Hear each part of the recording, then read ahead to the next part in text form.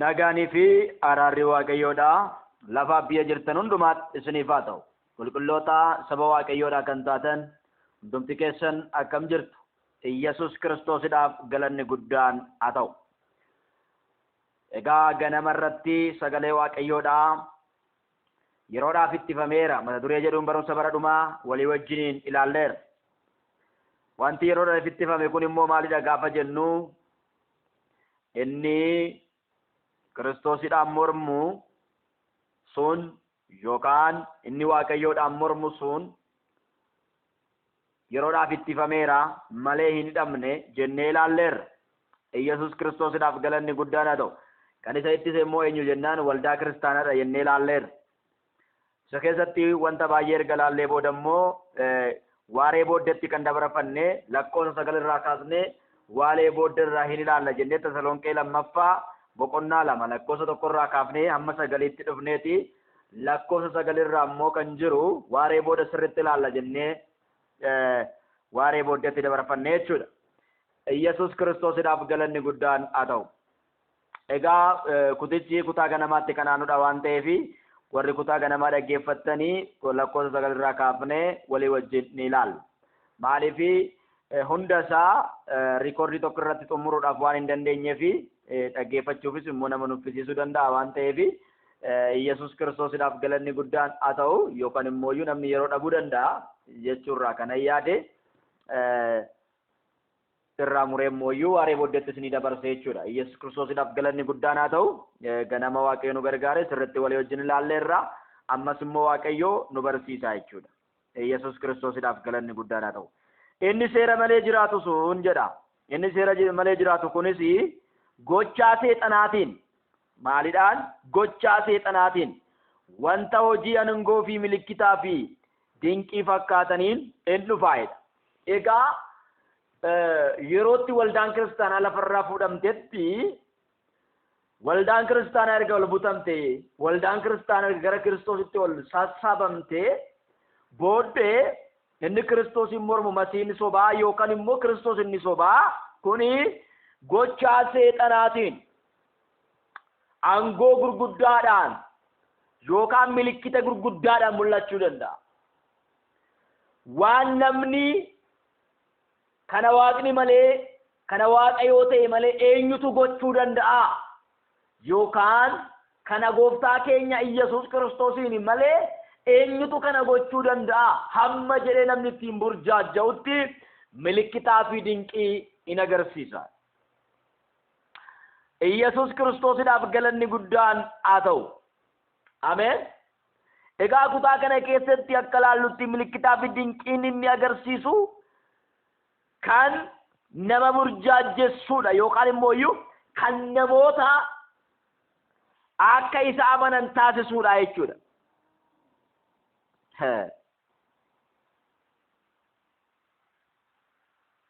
Iyyasuus Kiristoosidhaaf galanni guddaan haa ta'u. Ameen ameen. Kanaaf namoota burjaajessuudhaaf masiihni sobaa yookaan immoo raajiin sobaa kun ni ka'a. Maatiyyoos 24 sagalee Waaqayyoo akkuma dubbatu masiihonni jedha. Masiihonni sobaatii fi raajonni sobaa ka'anii yoo isaaniif danda'ame jechuudha. Masiihonni sobaa fi raajonni sobaa ka'anii yoo isaaniif danda'ame jechuudha. Agartanii? Masiihota sobaa jedha raajota sobaa. Masiihota sobaa jedhamanii too waamaman kun masii waannaa sana osoo hin taane masii sanaaf fakkaatanii dura kan dhufantu jira jechuudha. Masii sana fakkaatanii isa dura kan dhufan masiihota sobaa jedhee yaama isaan. Dabalee immoo raajota sobaa jedhee waama. Isaan kunis immoo gochaan isaanii masiihota sobaas qabatee raajota sobaa gochaan isaanii hojiin isaanii Iyyasuus Kiristoosidhaaf galanni guddaan haa ta'u gochaan isaanii hojiin isaanii aangoo seexanaadhaan yookaan immoo humna seexanaadhaan aangoo gurguddaadhaan yookaan hojii gurguddaadhaan mul'achuu ni danda'u. masiyoonni sobaa ka'aniidha. Maatewos 24:24 masiyoonni sobaatii fi raajonni sobaa ka'anii yoo danda'ame warra waaqayyoof fo'aman iyyuu eenyu warra waaqayyoodhaaf fo'aman iyyuu warra waaqayyo isaan fo'ate jechuudha.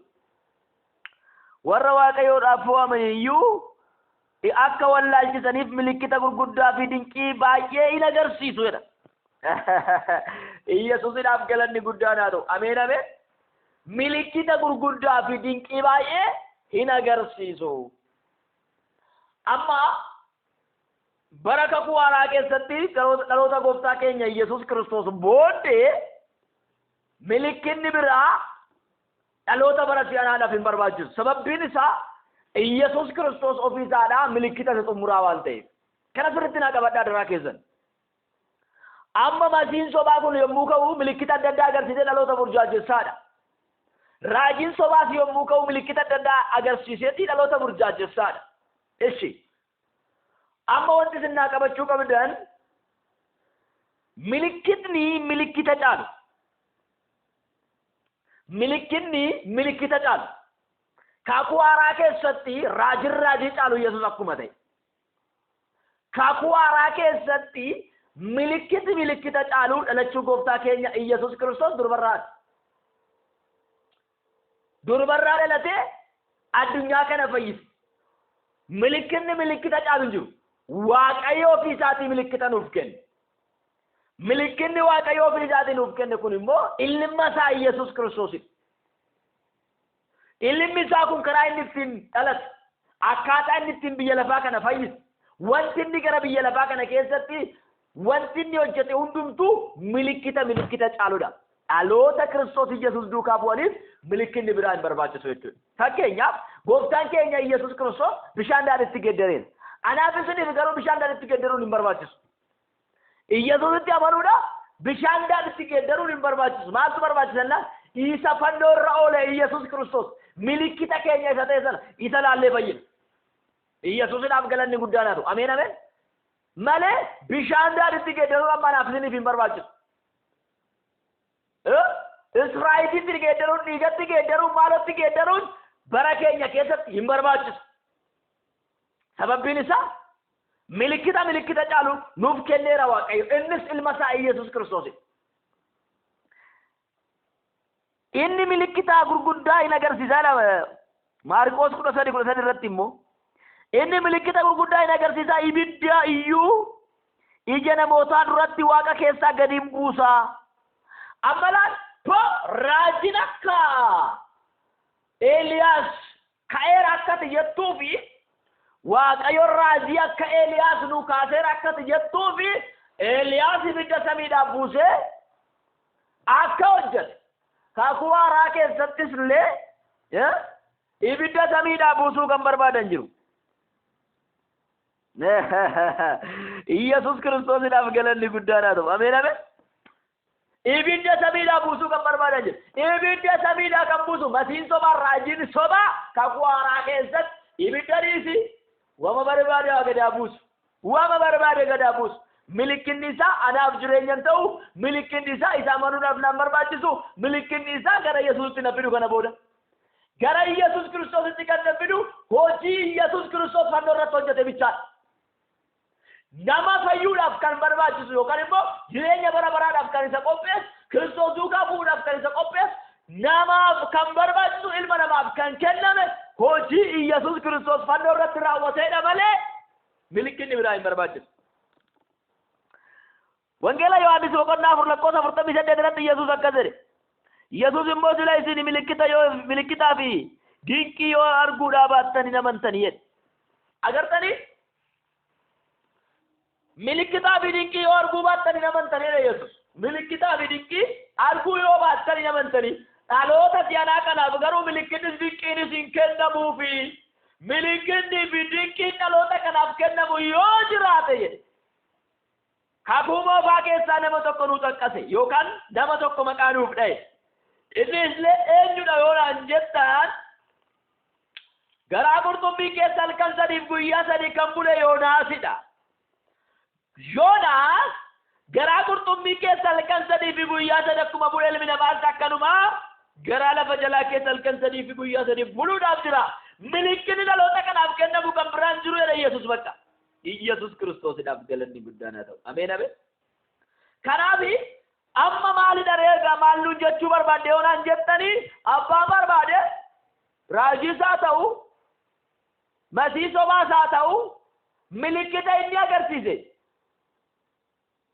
hin burjaajomnu sababbiin isaa waan barbaade agarsiisu nan ga'u waan barbaade agarsiisu fayyina koof hin ta'u waan barbaade agarsiisu jireenya koof hin ta'u waan barbaade agarsiisu isa duukaa akkan hiruuf nan gargaaru. Yesuus Kiristoosidhaaf galanni guddaan. Ibiddayyuu samiidhaa hin buusu. Eeliyaasin isa katuumoo maa sana fakkaachuudhaaf. Ibiddayyuu samiidhaa hin buusu. Ibiddi samiidhaa gadi bu'ee isaan duukan bu'an.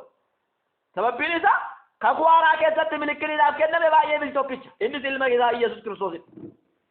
Kakuu haaraa keessatti milikkinni amantootaaf laatame tokkicha. Innis ilma isaa Yesuus Kiristoos nu fayyisuudhaaf jedhee garaa lafa jalaa keessa halkan sadii guyyaa sadii bulisadha jechuudha. Eshi wangeela Yohaannis boqonnaa 4 lakkoofsa 48 kana kan nutti haa ta'u. Maal jedhaa? Yesuus Kiristoosidhaaf galanni guddaan haa ta'u. Ameen ameen. Boqonnaa 4 lakkoofsa 48. Wangeela Yohaannis boqonnaa 4 lakkoofsa 48. Laala waan inni jedhu. Kiristoos Yesuusidhaaf galanni guddaan haa ta'u. Ameen.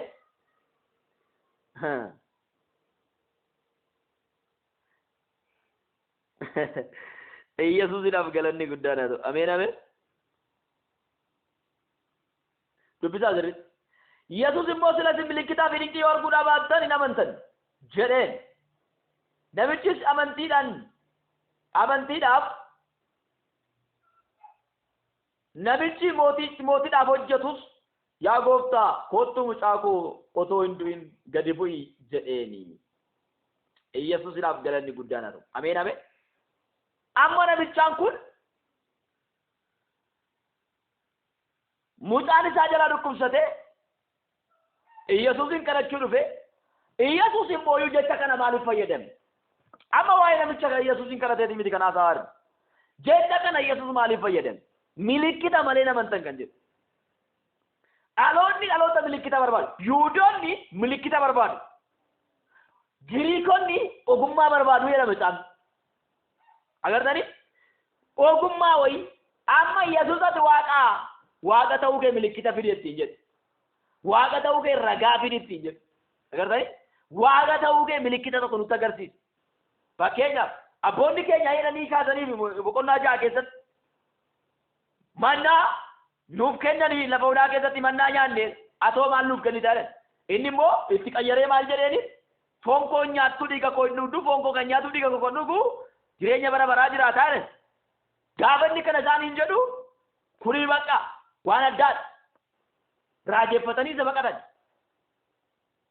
Agartanii kakuu haaraa keessatti milikinni milikkita caalu. Ilma Waaqayyoo Yesuus Kiristoos. Baqa Yesuusin alatti milikinni biraa kakuu haaraa keessatti nuuf hin kennamne. Milikkita biraa duukas akka buunu hin barbaadu. Duukaa buunis barbaachisaa miti. Yoonaas garaa qurxummii keessaa halkan sadii fi guyyaa sadii akkuma bulee ilmi namaas Yesuus Kiristoos akkuma kana ta'uudhaaf jira. Yesuus Kiristoosidhaaf galanni guddaan haa ta'u. Kanaaf akka nuti hin burjaajofneef Yesuus barumsa isa sirrii ta'e barumsa waliin makne nu barsiise. Yoonaas halkan sadii guyyaa sadii qurxummii keessa akka bulee milikkinni dhaloota seenaa kanaaf kennamu immoo akkuma kana jedhee waa'ee Yoonaasiin kaasee nu barsiiseera.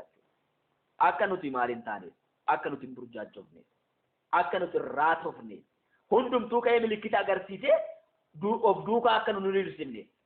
Agartanii?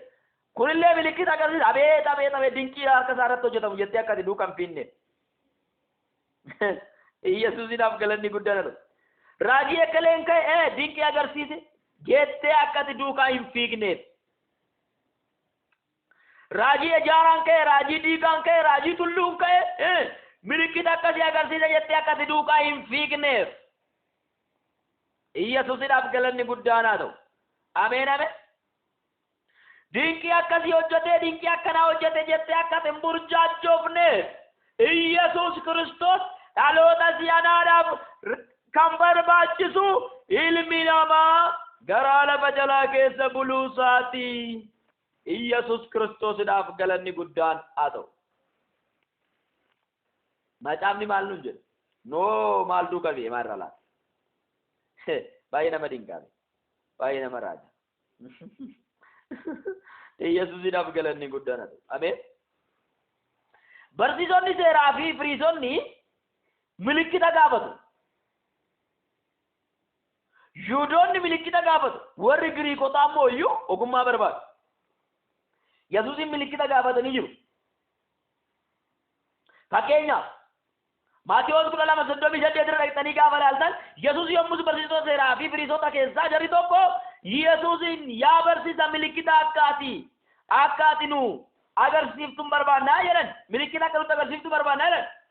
Inni garuu deebisee dhaloonni hamaanii fi garagaraan milikkita hin barbaadaa ittiin jedhe. Agartanii fayyuudhaaf dhaloota hamaa fi garagaraatu milikkita barbaadate Yesuus. Abeet. Agartanii dhaloota hamaa fi garagaraatu milikkita barbaadaa jedhe. Dhaloonni qajeelaan milikkita hin barbaadan. Dhaloonni sirriin milikkita hin barbaadan. Dhaloonni dhugaan milikkita hin barbaadan. Dhaloonni milikkita barbaadan dhaloota akkamiiti jedhee Yesuus? Dhaloota hamaa fi garagaraadha. Dhaabannaa kan hin qabne gaggaragalaa. Yesuusiidhaaf galanni guddaan haa ta'u. Dhaloonni hamaanii fi gaggaragalaan milikkita hin barbaada. Garuu milikkinni Yoonaas raajicha irraa kan hafe milikkinni tokko illee hin kennamu. Yesuusiidhaaf galanni guddaan haa ta'u. Ameen. Yesuus kakuu haaraa keessatti milikkita akka nuti agarsiisnu eeyyameera. Hin eeyyamu. Yesuus Kiristoosiidhaaf galanni guddaan haa ta'u. Hin eeyyamu. Namoonni tokko akkas hin jedhan. Bishaan aannanitti geeddare.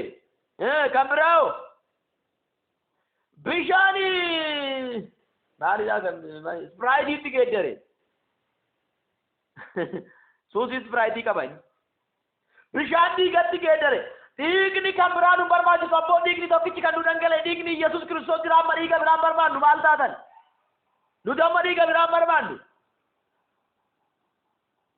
Kakuu haaraa keessatti dhiigni nuuf dhangala'e kan bara baraaf ta'u dhiiga gooftaa keenya Yesuus Kiristoosidha kan nama baraaf ta'u kan bara baraan ta'u. Dhiigan dulloomne dhiigan dadhabne dhiigan moofofne dhiiga haarawa yeroo hundumaa. Akkuma Yoonaas Yesuusidhaaf galanni guddaan haa ta'u. Akkuma Yoonaas garaa qurxummii guddichaa keessaa guyyaa 3 halkan 3 ture ilmi namaas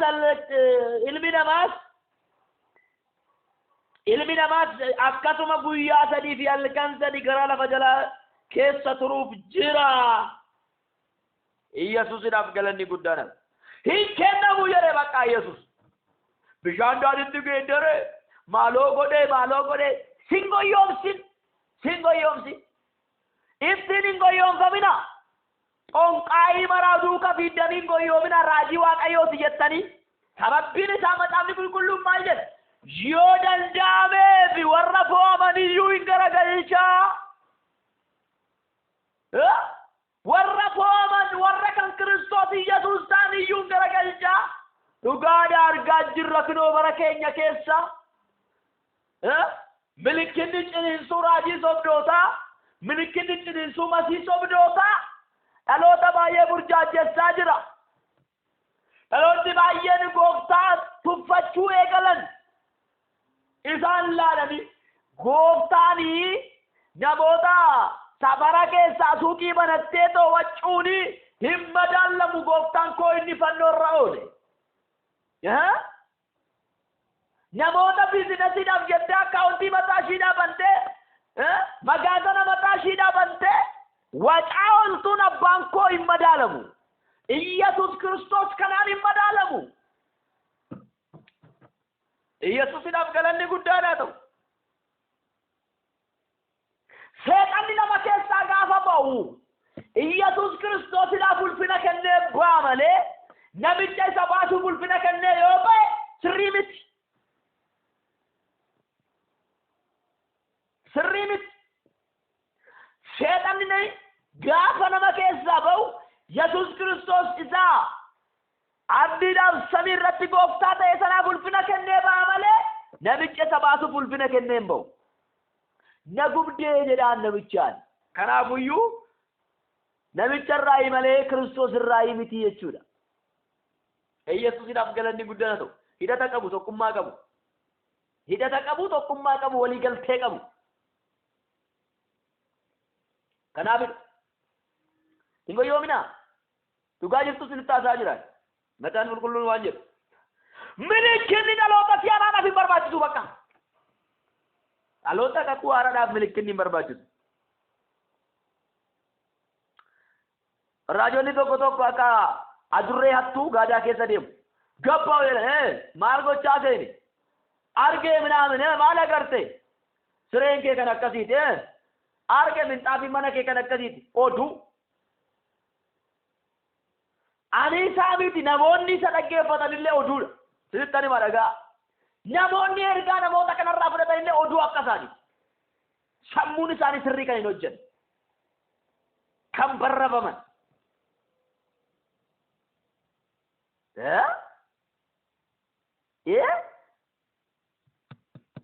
Amala wangeelaa miti. Amala wangeelaa miti. Amala abbaa koo kan ofirraa hin qabne hundumti ishiyyuu gatii qabdu. ኢየሱስን አፍገረን ይጉደናል በስሙ የሚነግዱ በዙ መጥቻን ከንደልደለን ባየተን ይድሩ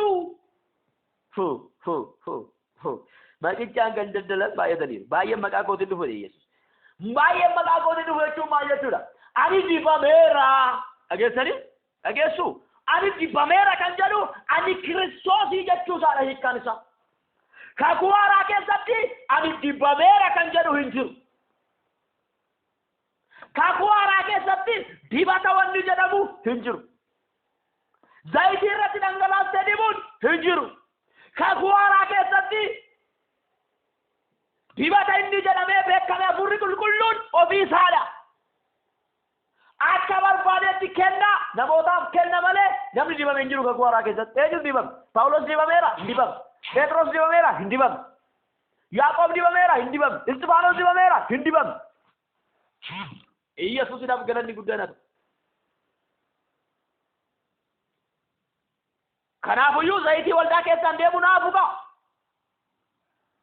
ካጓራ ከሰቲ ዘይቲ ከደየመመ ጃርሶታ ወልዳላ ጃርሶኒ ወልዳ ዲበተ ዲበኒ የከነተን ነምሱን ይፈይ ኩኒ ወልዳ ጃርሶታ ወልዳላ ከነሚ ከነም ከና ጃርሶታ ወልዳላ ከነም ዲበተ ዲባቲ ከረዳለ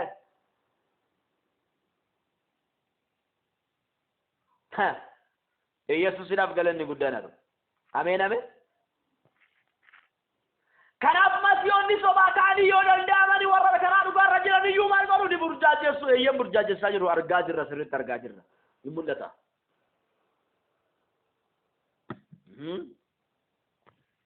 ማልጀዳ መጫም ቁልቁሉኒ ወሪ በዱዳ አብጅራን ተሰሎንቄ ለመኩዳ ይረተከዘለ ለማፋ ተሰሎንቄ ለመኩዳ ወሪ በዱዳ አብጅራን ሁንዲኑ ይሞ fayyuudha abdugaa jaalatanii fudhachuu waan didaniif goyyoomsaa fi hamina hundumaan isaan irratti in fida.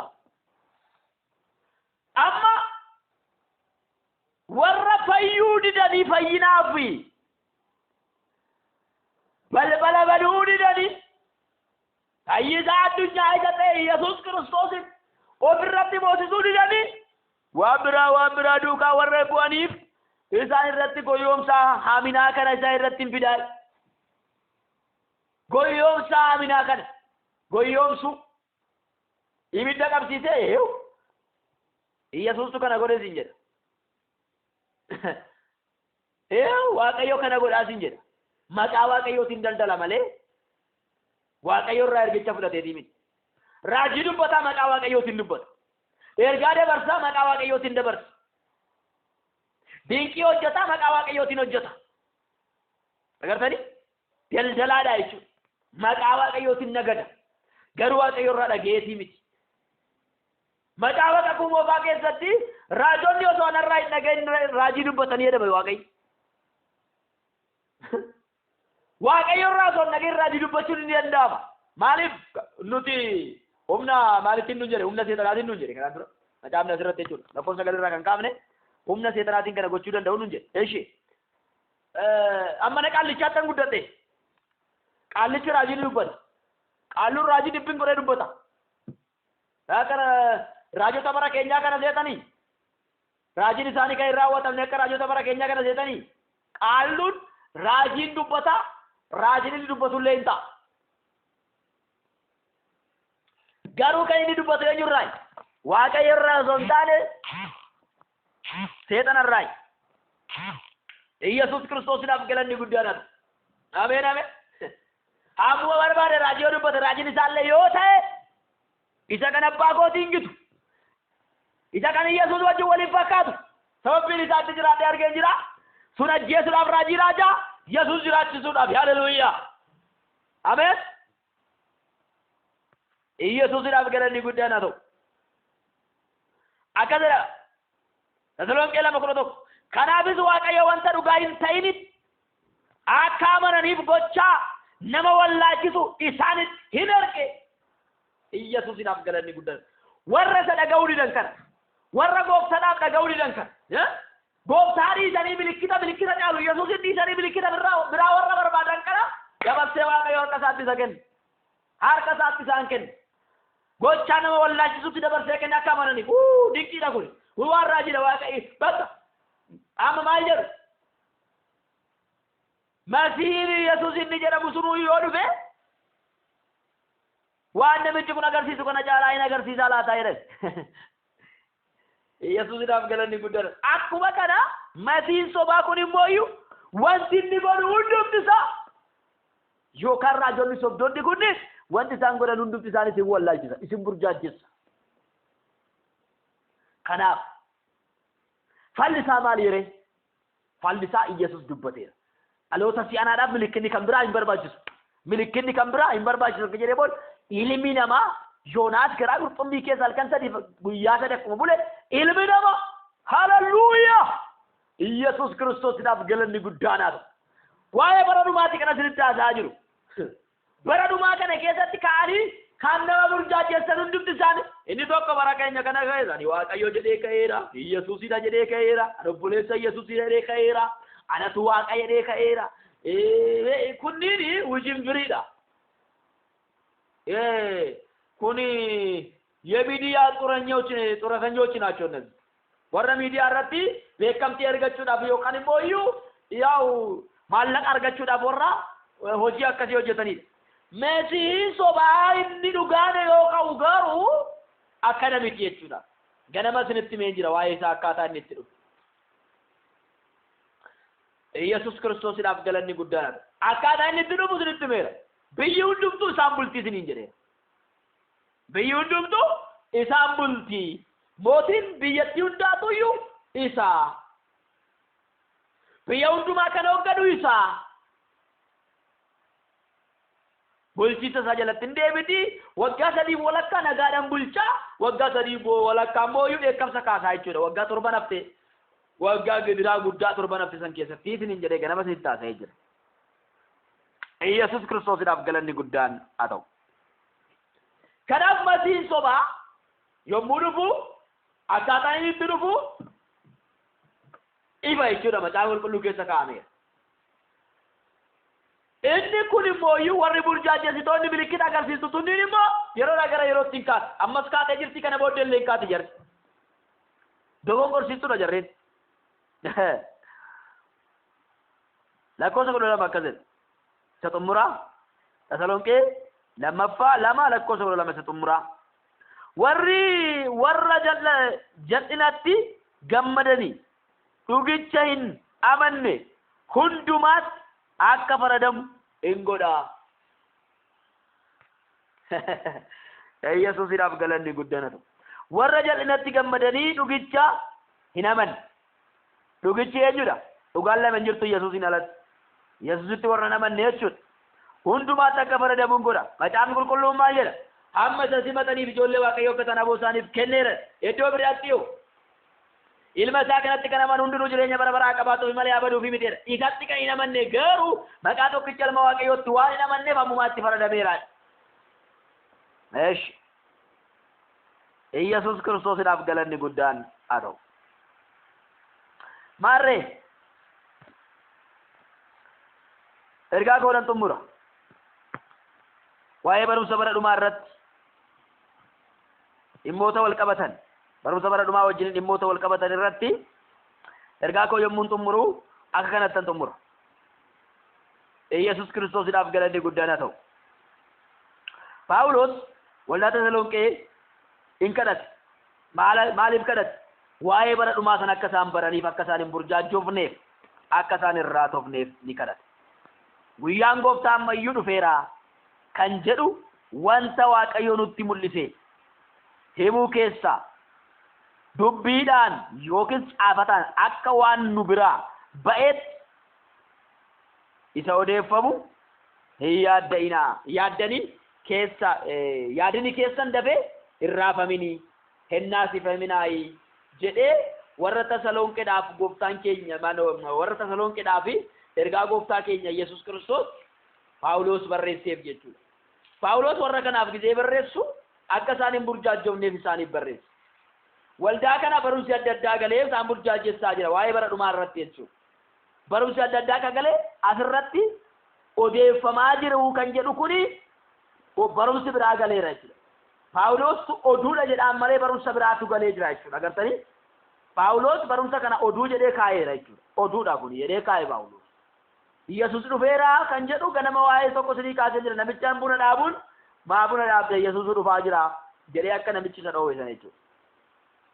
Kanaaf akka waan biyyi Yesuus dhufee balbala dhageetti milikkitoonni dura ta'uu qaban osoo hin ta'in wantoonni ganama isinitti beesun wanti akka Yesuusiidhaaf galanni guddaan haa ta'u barri waldaa xumurame waldaan lafarraa fudhatamte kana jechuun amantoonni lafarraa fudhamanii Kiristoosii wajjiniin maaddetti ta'anii lafarratti rakkinni guddaan otoo hin ta'in dura namoota kan burjaajessan barumsoonni adda addaa ammas bara keenya keessa jiru bara Phaawulos keessa turanii jiru jechuudha. Kanaaf akka isaan hin burjaajofne hojiitti akka isaan jabaataniif inni sobullee soba isaa itti hafufu inni hatullee hannaa isaa itti hafufu inni hojii gaarii hojjetullee hojii gaarii isaa itti hafufu inni ajjeesullee ajjeesuu isaa itti hafufu osoma kuni ta'u Iyyasuus dhufa jechuudha.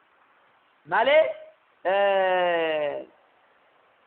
wanti odeeffamu tokko sirrii waan hin taaneef jechuudha. Kanaafidha jechuudha. Kanaaf waldaa kana ni kadhate waa'ee barumsa dhumaa irratti sirriitti beekumsa gahaa akka isaan qabaataniif waldaa kana kadhate jechuudha. Isa irratti beekumsa gahaa akka isaan qabatan waldaa kana erga kadhate waldaa kana gaafate waldaan tun immoo waa'ee bara dhumaadhaaf jechuudha. Barumsa gahaa beekumsa gahaa akka ishiin argattu erga taasisee booddee barumsa gahaa beekumsa gahaa akka ishiin argattu erga taasisee booddee waa'ee dhufaatiin Masiihii sobaa maal akka inni fakkaatu immoo isa waaree booddee amma laalle kana jechuudha. Akkaataa inni itti dhufu maaliin akkamitti akka dhufu itti agarsiise jechuudha. Kana immoo kan inni agarsiise milikkita agarsiisuu danda'a. Jedhee waa'ee milikkitaa kan inni kaasee fi kama milikkita agarsiise duukaa akka nuti hin fiignee fi jechuudha. Agartanii namni milikkita yoo agarsiise bakka kun dinqiidha jennee duukaa fiiguu hin qabnu. Duukaa fiiguu hin qabnu. Maaliif dinqii caalu milikkinni milikkita caalu kakuu haaraa keessatti kan kenname tokkicha innis ilma waaqayyoo Iyyasuus Kiristoos isa halkan sadiif guyyaa sadi garaa lafa keessaa bulee achii ka'ee sana jechuudha. Ol bahee mirga abbaa taa'e isa deebi'ee dhufusa. Kanaa addatti milikkita biraa barbaadda taanaan kanaan addatti dinqii biraa barbaadda taanaan ati karaa fayyinaa irraa baddeerta jechuudha. Ati dhugicha irraa jal'atteerta jechuudha. Haleluuyyaan jedhina wama argitan laaltanii. Galanni waaqayyoof haa ta'u hin jedhina wama argitan laaltanii. Xiinxalaa maal inni kun jedha malee Iyyasuusiidhaaf galanni guddaan haa ta'u. Ameen ameen. Ani irraa jiree namni tokko gara kee dhufe maqaa kee sitti himee maqaa haadha kee sitti himee boorsaa kee bifa isaa sitti himee achirraa agartanii gara akka inni dhufu boorsaa kee sitti himee sana booda akkaawuntii isaatiif ergee sana booda birrii amma kanaa galchi waaqayyo waan guddaa siif godha jedhee si attaallaluuf sitti deemu sana geraawus jedhin abboo ofirraa baas. Yesuusidhaaf galanni guddoodhaaf bilookiidhaan isa shanyay bakka geggeessi ofirraa hin barbaachisu. Raajii miti inni hattuudha. Yesuusidhaaf galanni guddaan haa ta'u. Ameen ameen. Hattuudha. Sii kadhatee fayyiteerta waan akkanaa immoo godhisiin jedhee Yesuusidhaaf galanni guddaan haa ta'u. Akkaawuntii isaa booddee kasitti jiru yookaan gaa'ilaaf kan si gaafatu yookaan waan biraa kan siin jedhu hattuudha inni geggeessa ofirraa. Yesuusidhaaf galanni guddaan hattuudha inni. Hattuudha. Yesuusidhaaf galanni guddaan haa ta'u. Ameen ameen. Hattuudha. Sobdoota hattoota ofirraa ari'a. Saamtota ofirraa geggeessa. Yesuusidhaaf galanni guddaan haa ta'u. Ameen ameen. Ofirraa geggeessa. Namni isaa wajjiniin hidhata godhu. Namni isaan duukaa bu'u, namni isaan dhaggeeffatullee akkuma isaaniiti. Boleessa koo osoo sitti himamuu irraa ta'in, osoo sitti himuu hin jaanjayin, obbori barichi bara hamaadha. Obbori barichi bara hattuuti. Obbori barichi bara saamtuuti. Obbori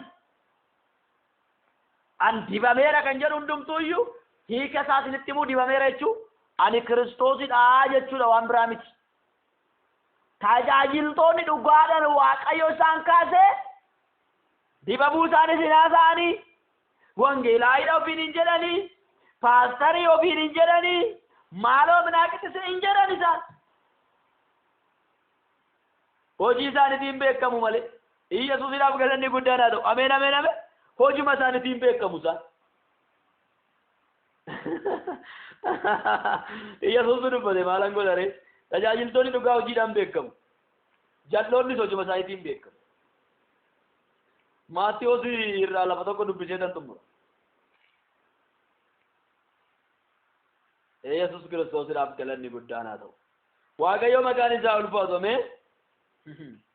Maatiyyoos irraa lafa tokko isin dubbisee tanii xumura. Muka tokkoo fi ija isaa isa jedhu jechuudha. Maatiyyoos 7:15. Yesuusitti fufee raajonni sobduun irraa of eeggadhaa. Ameen ameen. Irraa of eeggadhaa jedhe Yesuus. Itti of kennaan jedhe. Yesuusitti fufee raajonni sobduun irraa of eeggadhaa. Isaan hoolaa fakkaachuudhaan raroolaa uffatanii gara keessaniin dhufu. Hoolaa miti garuu hoolaa fakkaatu. Kana jechuun amanaa miti amanaa fakkaatu jechuudha. Mana caatii oolu, mana araqee oolu. Boleessa koo mana caatii, mana araqee oolti, mana ejjaa oolti, sagaagalaa oolti, hattuu saamtuu. Raroolaa uffattee dhufti garuu tisaamuudhaaf. Raroolaa uffatanii gara keessan dhufu.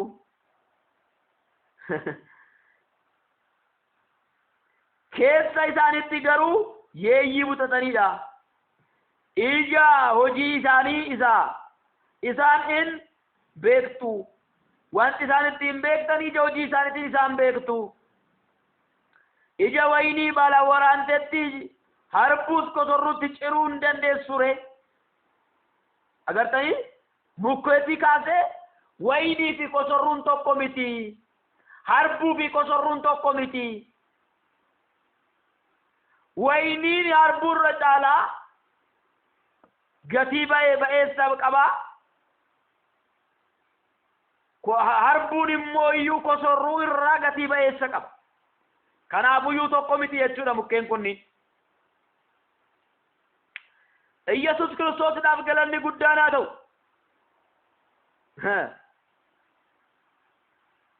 Akkasumas muka ija gaarii, akkasumas mukti iji gaarii ija gaariin ija ba'eessa hin godhataare.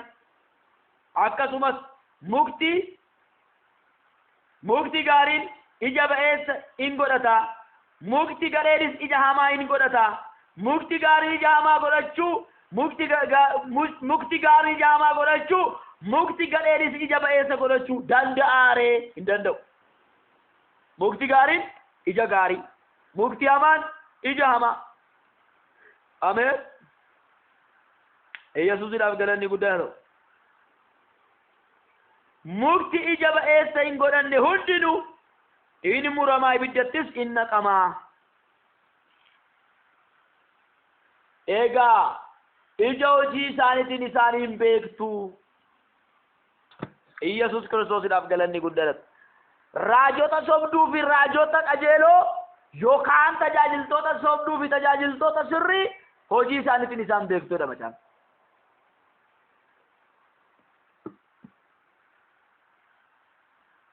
Hagamuyyuu yoo fakkeessan irraa mul'achuu wanta oolledha. Sababni isaa manaa bara keenyatu dadhabaadha malee.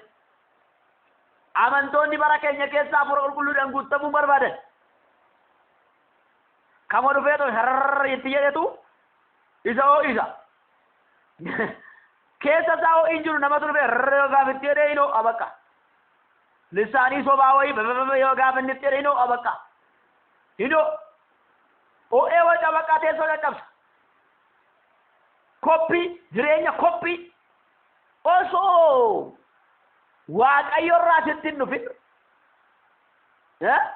osoo Waaqayyo irraa hin dhagayin namarraa dhageesse maatiin meetaa maayitii bitaataa obboleessa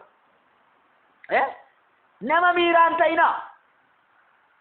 Yesuusidhaaf galanni guddaan ta'u akkuma miirri keessas hin godhen ta'inaa of qabaa. Of qabaa dhaggeeffadha. Yesuusidhaaf galanni guddaadha ta'u. Ameen ameen. Al tokko nan laalan ture televizyiina keessa nan laala. Osoo laalu obboleettii tokko maqaadhaan yaaman. Fiigaa dhufte teessoo caccabsa. Maqaan ishii waan waamameef. Maqaa kana osoo namichaa sun hin yaamin dura abbaa fi haati isaa isheedha. Gaafa ishee dhalatte irraa jalqabanitti yaamaa turan. Baay'ee nama dhiqa. Abbaa baati ishee waggaa dheeraa itti yaamaa kan turan namichaan itti yaamee naa waan raajiitti ta'e. Akkamitti waan raajii ta'u? Uumaa waan raajummaan qabu akkasuma asirratti fakkaate malee. Uumaa waan raajummaan qabu kun. Maqaa abbaa kee baati kee kanaan dura waggaa dheeraatti hin yaamaa turte? Bosoneen tokko ka'ee gaafa ittiin yaamu waan dinqii hin qabu kun. Waan raajii hin qabu. Anaan tokko magaalaa Roobee keessatti kunina Baalee magaalaa Roobee keessatti jechuudha magaalaa guddittii Baalee keessatti namichaan tokko magaalaa Qixxee keessatti jechuudha na dhaabee gaafii na gaafate si akkan kadhadhu barbaaddaa naan jedhe maallaaf kadhaddaa siifan kadhaddaa maallaqa amma kanaanaaf kennii naan jedhe. Rakkoon qabu jedhee maallaqa kiisidhaatti gadi baasee naaf kadhadhu kaa hin jedheen maqaa koo natti hime ajaa'ibuma ka Yesuusidhaaf galanni guddaadha ta'u. Maqaa koo gaafa natti muni dammaqee amma bakka maafanni maqaa koo natti mun nan dammaqee birrii jalqaba baase caalaa dabaleen gadi baase harkatti qabadhe maaliif gadi baaste jennaan hundee atoo maqaa koo sirreessitee yaamte waan ta'eef ammallee birrii kana dabalee sii kennuun barbaade jedhe. Kanatu si dhibe ammallee waan biraan dubbadha jedhe. Tarattare sana booda sinitti himu. Maqaa koo yaadeera sana booda tarattare haasa'e. Kan haadha koo kan abbaa koo maaloo hunduma isaa haasa'e. Kana booda haasofsiisee keessaa fixeetanii kijibduun deemtu asii jedhe. Birrii koo kijitti deeffadhee biraa deeme. Rifatee waan ta'u wallaale. Wanti inni haasaa ture garuu sirrii. Garuu namichaan tonkaayidha. Yesuusidhaaf galanni guddaadha ta'u. Ameen ameen. Tonkaayidha. Maqaa Yesuusiin gaafan jedhuuni namichaan lafa lixen nabe. Yesuus Kiristoosiidhaaf galanni guddaadha. Kanaaf burjaaja'uun hin barbaachisu. Obboleessa koo burjaaja'uun hin barbaachisu. Obboleettii koo burjaaja'uun hin barbaachisu. Yesuus Kiristoosiidhaaf galanni guddaadha ta'u. Burjaaja'uun hin barbaachisu. Raajii caalu isa maqaa koo galmee jireenya bara baraa irratti naaf galmeesse Yesuus teessoo isaarra waan jiruuf. Haleluuyaa. Galanni ulfinni Yesuus Kiristoosiidhaaf haa ta'u. Ameen. Hin burjaaja'inaa. Raajii isinitti dubbatanii isinii raawwatamuu danda'a. Raajiin isaa isinitti dubbatan isinii raawwatamuun isaa immoo nama san dhugaan taasisu. Raajiin isaa isinitti dubbatan isiniif raawwatamuun nama sana raajii dhugaa hin taasisu. Nama sana raajii dhugaa hin taasisu. Iyyesuusinaaf galanni guddaadhaan. Ameen ameen ameen. Egaa barumsa bara dhumaa irratti dhimma barumsa bara dhumaa wajjin wal qabatu irratti haasofne ganamaa fi hagammaatti. Kanaaf dammaqaa hin nyaataminaa milikkita adda addaa isinitti agarsiisuu danda'u. Maqaa keessan qofa miti yookaan immoo akka adurree hattuu gaadaa keessa deemanii waan isin gaadaadhaa qabdan isinitti haasa'anii miti. Wama barbaadan ibidda samiidhaa yoo buusan iyyuu namanina. Iyyesuusinaaf galanni guddaan ta'u. Garaan keenya Iyyesuus duwwaa akka amantutti hojjetamteerti. Amantoota Iyyesuus Kiristoositti amantan dhagaa. Garaan keessan Iyyesuus duwwaa akka amanu. Milikkita biraa akka isin hin barbaanne macaafni cufeera. Banaan goone macaafni. Ilmi namaa garaa lafa jalaa keessa hin bula bakka kana milikkinni kan biraan jiru Iyyesuus. Baqqaa cufeera. Hin goyyoonfaminaa. Dhaabadhaati of ilaalaa. Dammaqaa. Iyyesuus Kiristoosiidhaaf galanni guddaan haa ta'u. Guddaa akka isin jaaladhuuf isin kabaju isinuu gaarii gootanii beektu. Ayyaanni Waaqaa lafa jirtanitti isiniif haa baay'atu. Eebbifamaa. Sagalicha sheer walii godhaa itti eebbifamaa. Waaqayyo isin haa eebbisu. Naaf eebbifamaa. Jabaadhaa. Obboleessa keessan gammachuu urgeedhaa. Lakkoofsi bilbila kootii duwwaa 912 949 yoo tan argachuu dandeessu eebbifamaa. Shaaloom shaaloom ayyaana Waaqaa keessan haa tura.